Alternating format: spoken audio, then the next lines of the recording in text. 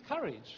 It takes a lot of courage to come out and speak a truth that people aren't ready for. And to tell people that you've had face-to-face meetings with extraterrestrials, human-looking extraterrestrials, who have given you these incredible insights and information is not an easy thing in a very skeptical world, and you pay a very heavy price, and it takes a lot of courage to do that.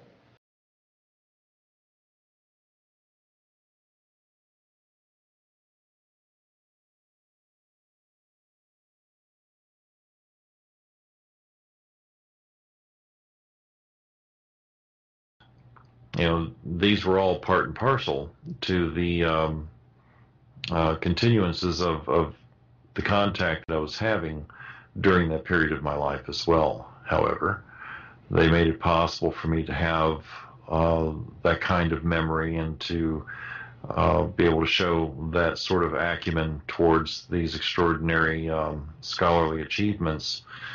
Extraordinary for someone my age. I was 12, 13 years old. No one had ever seen anyone do this kind of thing before.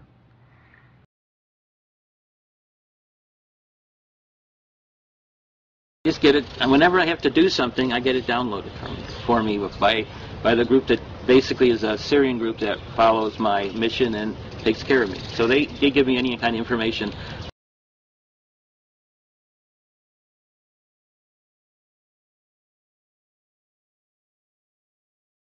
Mrs. Hatoyama also wrote this book. There's a 2-month waiting list to get it on Amazon. You can't find it at any bookstores in Japan. It's called Very Strange Things I've Encountered. And she says a very strange thing.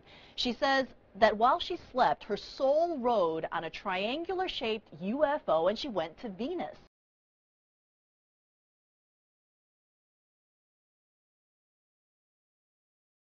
Terrifying experiences led Amy to believe she was being haunted by demons.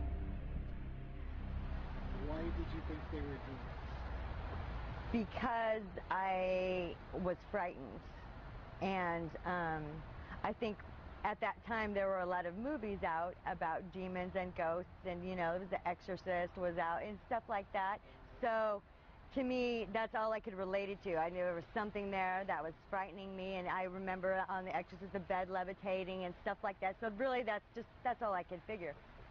So I never connected it to the alien stuff, even though I had the other conscious sightings and stuff of UFOs until I was about 20 and I came across the book Communion.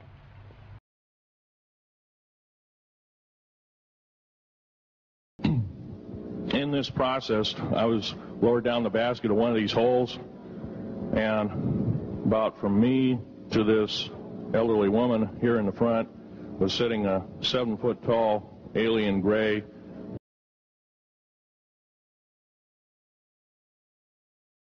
My relationship with the Andromedans have been primarily with two beings.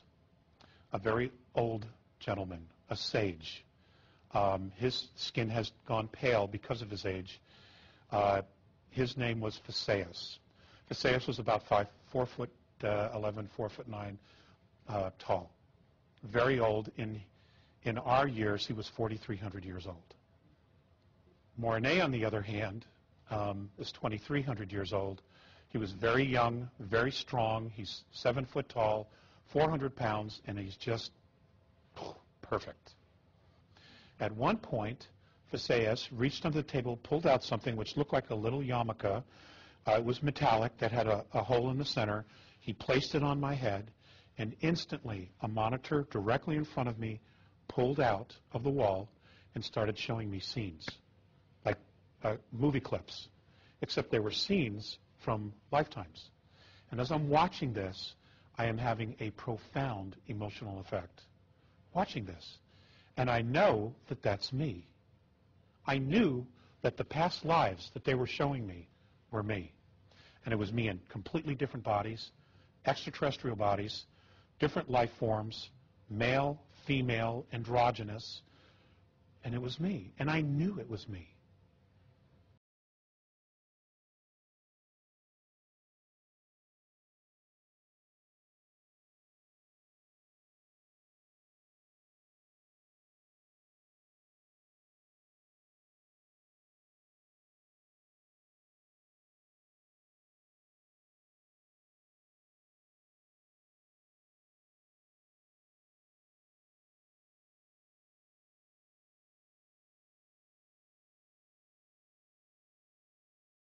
experiences. On this occasion, I was taken on board craft as an 8-year-old child in my summer pajamas, and the regression began with me actually being in a very large white room, white walls with a white warm marble-like floor, and there were a whole variety of other children there. So there were several human children along with myself, but there were also species of greys and mixtures of species, what you might call also transgenic children. We were there to learn to communicate with each other, and this was all done through the mind, not verbally, and obviously we had been doing this from a very early age.